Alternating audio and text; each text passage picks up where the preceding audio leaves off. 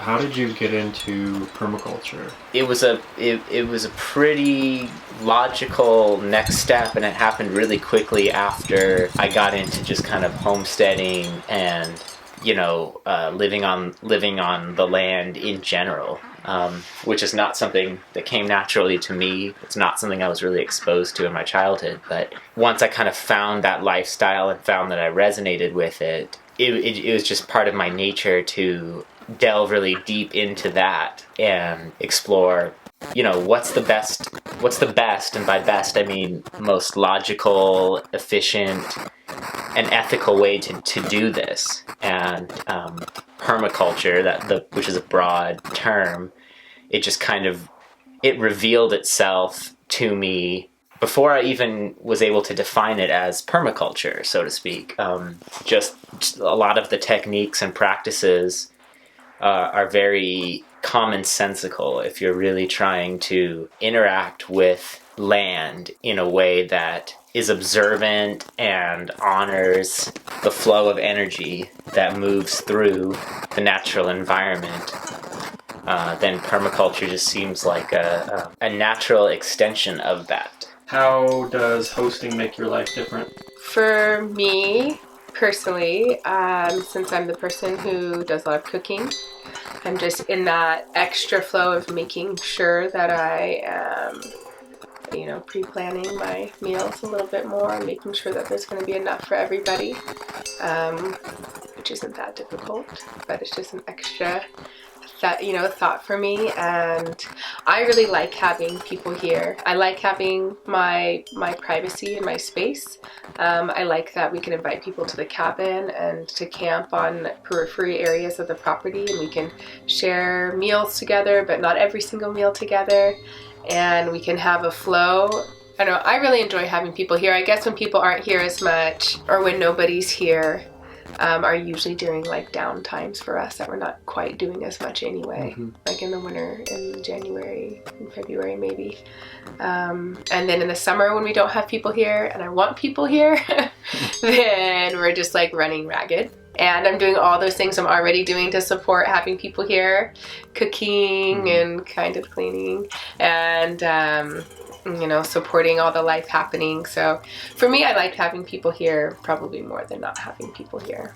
I can't say the same for my partner. Me and the girls love it though. It forces me to really be accountable for not only the way that I conduct myself around people, but just the decisions and the choices I'm making in my life.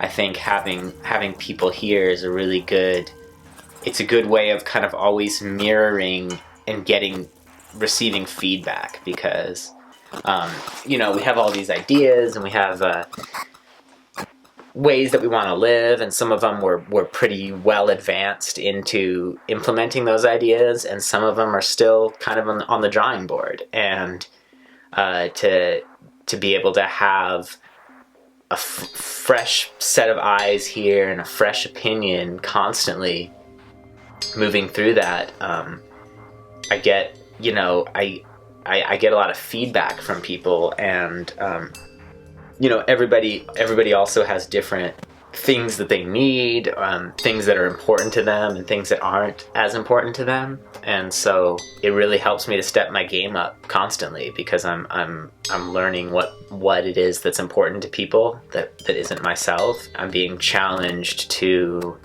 extend my energy out in that way to meet someone where they are, rather than just kind of live my life in my own little bubble and not really thinking about what's going on outside my specific little home space. What have you learned about yourself during your travel work exchanges, maybe specifically? I think a big thing for me lately is in these experiences where I'm stepping completely out of my world and like so fully into someone else's. Like it's my life, but I'm following someone else's life through it. I'm learning how many stories about myself that I have had that are like, this is what you do and this is what you don't do and this is who you are, this is who you're not. How I can just rewrite all of them. And it's in little things, like at home I would stay up late like most 20-year-olds do, and like on the computer with my friends. I'd sleep all day and I'd be tired and groggy, and I'd like throw together some food. Whereas here, because I'm in this whole new environment where I can decide exactly who I am and who I want to be, I can wake up and like I started doing sun salutations and breath work every morning, and at night I write in my journal, and like I'm not on my phone, and those types of things that expands out into more complex parts of me that I can decide to be, rather than letting old habits define me. Mm-hmm. So for me, travel has a lot to do with that, like expanding and almost reinventing parts of myself all the time. Like it just like it adds for so much constant growth. Do you have any thoughts in general about selflessness in relation to hosting travelers? I definitely think it takes, the right kind of attitude and the right kind of understanding of what the sacrifices are going to be. I mean, I have a lot of friends who could host people, and none of the people that I know do. And I think that the biggest reason is because we're all so caught up in feeling busy and feeling like what our flow is, that it's hard to imagine accepting new people into that flow and then being responsible for them, for what they're eating and where they're pooping and what, like the demands of what is going to get done on every day. And that's not for everybody. It's actually not for most people. Yeah.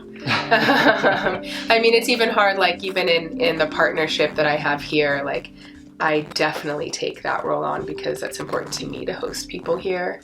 My partner could take that opportunity or leave it. I mean, he likes to have people there to help, but the level of responsibility of what it actually means to host and care for people, that would not be his thing, on his own. Part of me just feels like it takes the right kind of person to want to do that, and the levels of understanding, like the freedom in your life also. If you are already overextending caring for people in your immediate sphere, you have a really sick child or a disabled child or a old mom or something where you're just like, you're already feeling so taxed and you need help, like you might not be in a position to be able to host people, because it definitely does take, energy throughout the day and in the evening thinking about what the next day is going to be and how you're going to manage things. But it's worth it.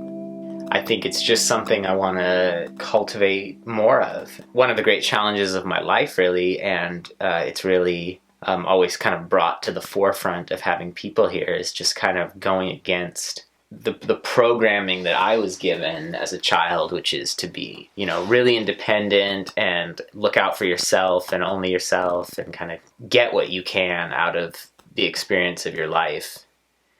A lot of that was kind of drilled into me when I was young. So I have that, ambition that I just need to kind of like do my best and be the best capitalist I can and just try to like, make a profit and, look out for myself and my family and this and that. But if you only focus on that, I think that you're missing a huge other piece of the picture. And having people here, really forces me to constantly address that. Yeah, you're here to help me, but you won't be safe here and comfortable and healthy and happy unless I help you, do what I can to support you to have the best experience you can here.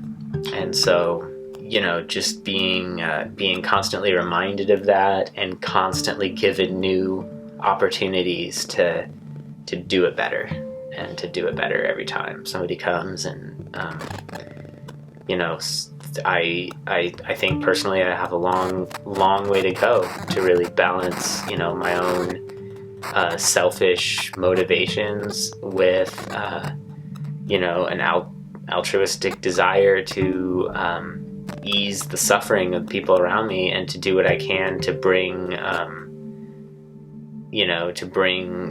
love and light into their lives, and share that love and light that we can all open up for each other. Has this experience at this farm met your expectations, if you had any? Oh my gosh, it has met and exceeded constantly. Just today, I was like, Jesus Christ, like, what am I gonna do after this? What could possibly be better? Like, it's mind-blowingly perfect right now, my life. I'm so grateful. I'm in this place with these people that I just love, and I am learning things every single day. I'm healthier than I've probably ever been, which is saying something. Just like the ways that I am constantly partaking in self-care and like drinking tonics from the herbs on the land and like eating off the land. And so like physically and emotionally and mentally, like I'm just so happy here. And there's something too that's really deeply satisfying about working on the land, like just putting the ducks in every night and like having that be my chore. Like I'm really genuinely participating in like helping the world around me grow, rather than doing something like mental where it's like when you pass in your essay, like for me it doesn't feel satisfying, like I'm helping with like the environment and to help improve that. Whereas here I'm just like constantly able to like work in this really productive, satisfying way. And so it's just like I had an expectation that like I would learn new things and be in a new place, but I could never have expected how incredible it's been. What religion do you practice, if any, and does it have any effect on your hosting decisions? I could say that love is my religion, and so it does affect all the practices and all the people that come, and so we're pretty accepting of the people that come and just try to really share gratitude. If anything, that's like a main thing that we try to bring to the surface when we're sharing meals or in that relationship of when work is being done and helped, and just really honoring people and the work that they do. You know, this is not like a cold place where I'm just going to tell you to do what you need to do. I'm going to probably do a lot of it with you, and also I'm going to give you like a hug every day, and just like sharing that kind of intimacy with the people that come, so that people feel welcome and they feel connected while they're here. Is also just part of something that's important to me. I've always been really interested in the religions of mankind, and I would say that my own personal spirituality draws from all religions. My view of spirit, or of God, if you want to use that word, is that concept is so multidimensional, so multifaceted, and so large that it takes all the religions of mankind to even begin to describe what it is that we're even talking about.